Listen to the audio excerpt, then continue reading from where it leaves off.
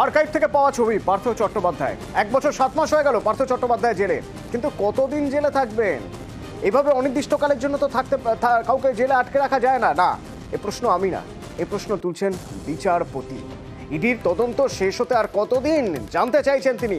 অর্ণব প্রতিনিধি আমার সঙ্গে ফোনে রয়েছেন। অর্ণব, কি আমি একটু জানতে চাইবো যে এ বিষয়ে ইডির যে তদন্ত চলছে সেই তদন্তের বিষয়ে কি পর্যবেক্ষণ বিচারপতি তীর্থঙ্কর ঘোষের? এবং 27শে ফেব্রুয়ারির মধ্যে ইডির বিশেষ অধিকর্তার রিপোর্ট তলব করেছেন বিচারপতি তীর্থঙ্কর ঘোষ।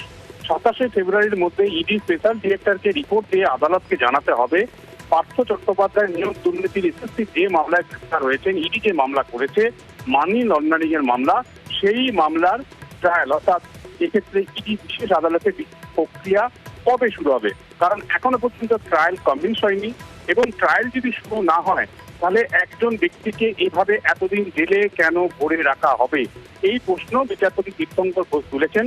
কারণ 1 বছর 7 মাস জেলে রয়েছেন পার্থ চট্টোপাধ্যায়।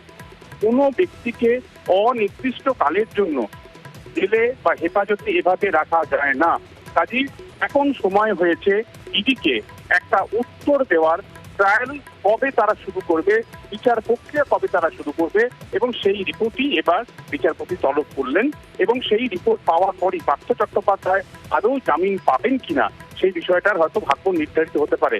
তোমায় বলে রাখি, এই ঘটনা অর্থাৎ এসএসসি যে নিয়োগ দুর্নীতির মামলা যেখানে ইডি মামলা করেছে, সেই মামলার হয়তো সর্বোচ্চ শাস্তি হতে পারে পার্থ চট্টোপাধ্যায়ের 7 বছরের কারাদণ্ড।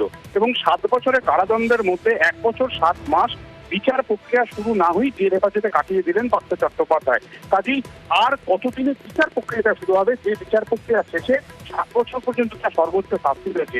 কাজেই এক্ষেত্রে আদালত জানতে চাইছে আদতে ট্রায়ালটা তারা কবে স্টার্ট করবে, বিচার প্রক্রিয়া তারা শুরু করবে, ইডি চার্জশিট পেশের পর বিচারের কাজ কবে শুরু হবে, সেই তথ্য পাওয়ার পরই পার্থ চট্টোপাধ্যায় পাশাপাশি পার্থ চট্টোপাধ্যায় আরো অনেক হেভি ওয়েট রয়েছে যারা ইতিমধ্যে জেল হেফাজতে রয়েছে, প্রত্যেকের ক্ষেত্রে জামিনের যে যুক্তি, সেই যুক্তিগুলির ক্ষেত্রে বিচারের একটা অন্যতম প্রক্রিয়া হতে পারে এই তাকে ট্রায়াল কবে শুরু হচ্ছে সেটাই দেখে নিতে চান বিচারপতি তীর্থঙ্কর ঘোষ। 27শে ফেব্রুয়ারি পরবর্তী শুনানি, সেদিনই হয়তো পার্থ চট্টোপাধ্যায়ের ক্ষেত্রে ট্রায়াল শুরু হওয়া এবং তার জামিনের ভবিষ্যৎ কি হতে সেটা নির্ধারিত হয়ে যেতে পারে বিচারপতি ঘোষের বেঞ্চে। ধন্যবাদ।